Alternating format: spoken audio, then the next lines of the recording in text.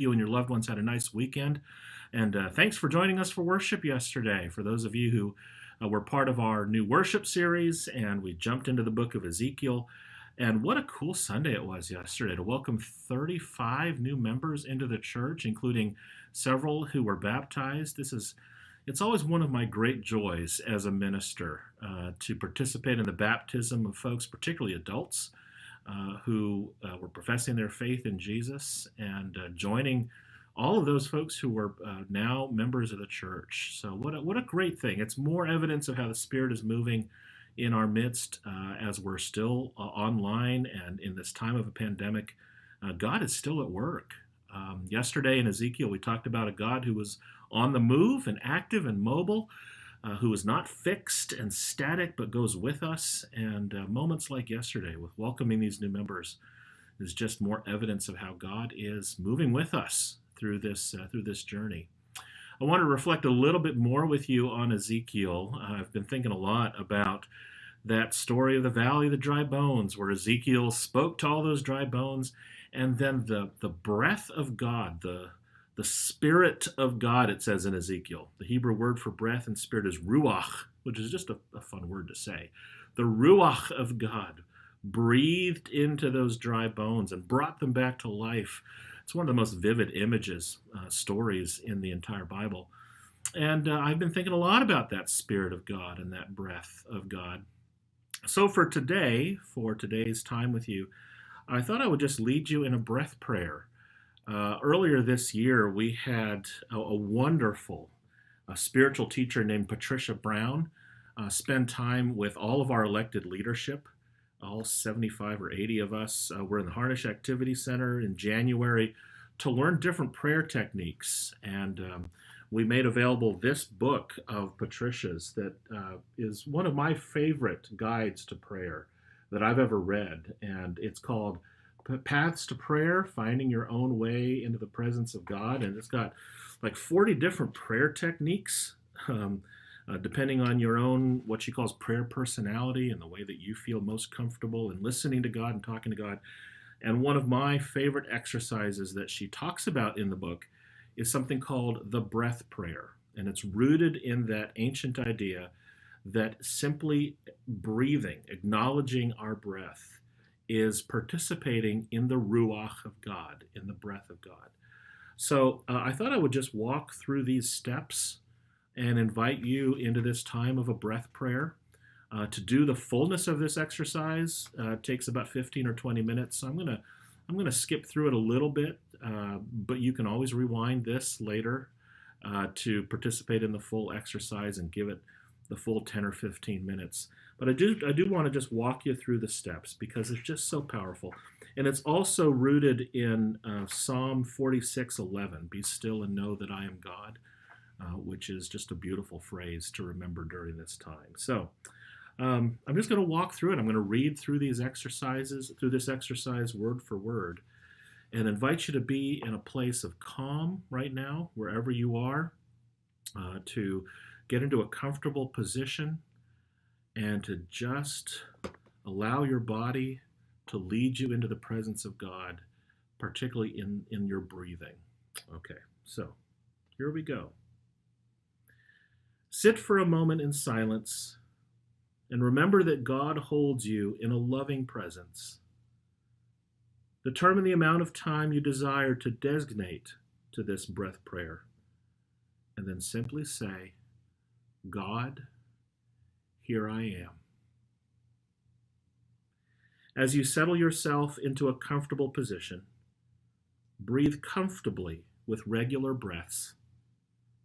Our desire in prayer is to breathe slowly and deeply into our abdomen. Breathing in prayer should be a slow, natural, rhythmic action involving the entire torso.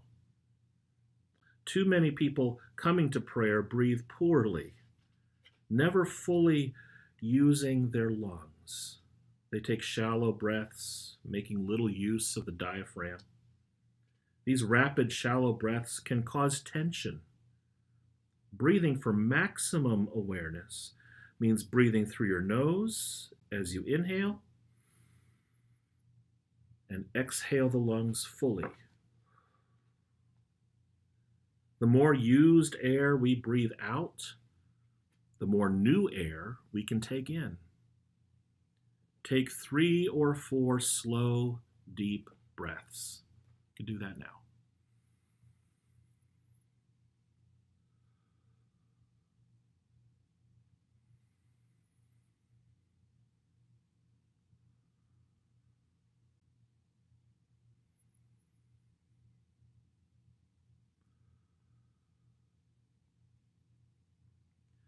Next, you may want to close your eyes as you silently recall the words, "Be still and know that I am God," from Psalm 46:11. Pause after each phrase to take 3 or 4 deep breaths before moving to the next phrase. Be still and know that I am God.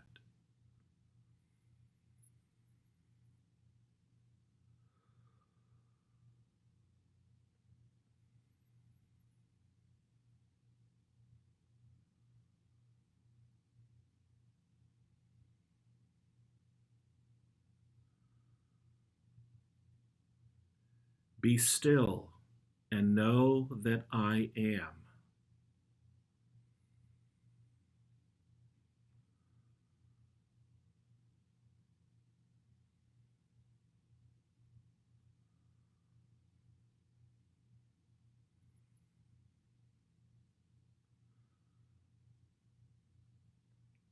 Be still and know.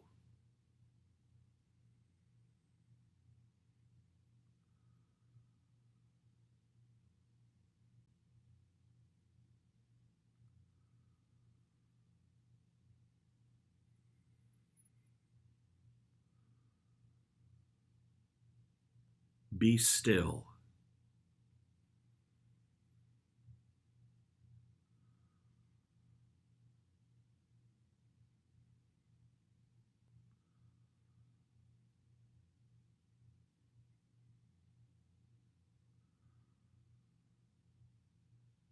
Be.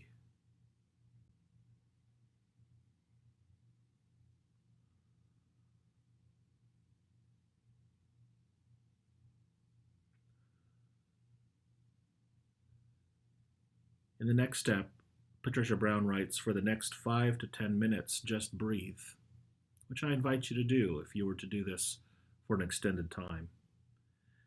Then she says, become aware of the natural pauses in the ebb and flow of your breath. These are called still points.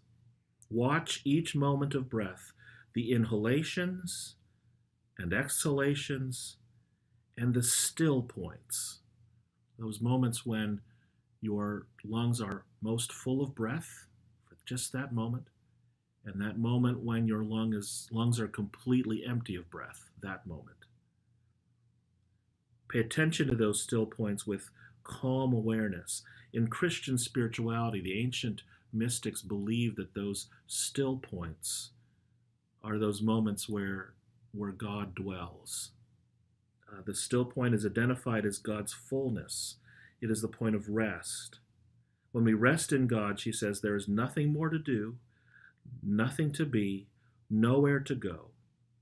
Augustine prayed about this still point. He said, you move us to delight in praising you, for you have made us for yourself, and our hearts are restless until they find their rest in you.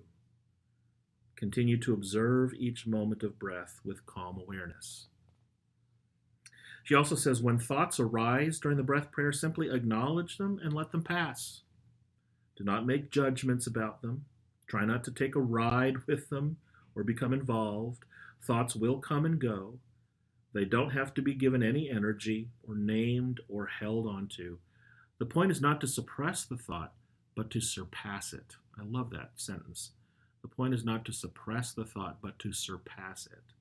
Simply return to your breath. Keep your awareness on the breath.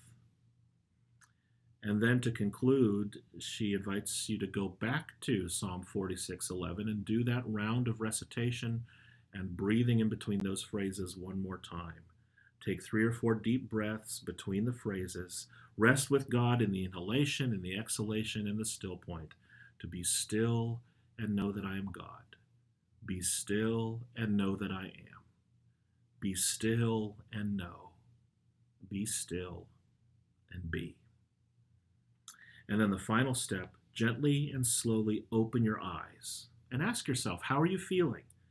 As the Spirit releases you from this time of breath prayer, carry its calm awareness with you as you move on with your day. What I love about this breath prayer is that it allows me a moment of stillness. It allows me to get in touch with my own breath and the breath of God.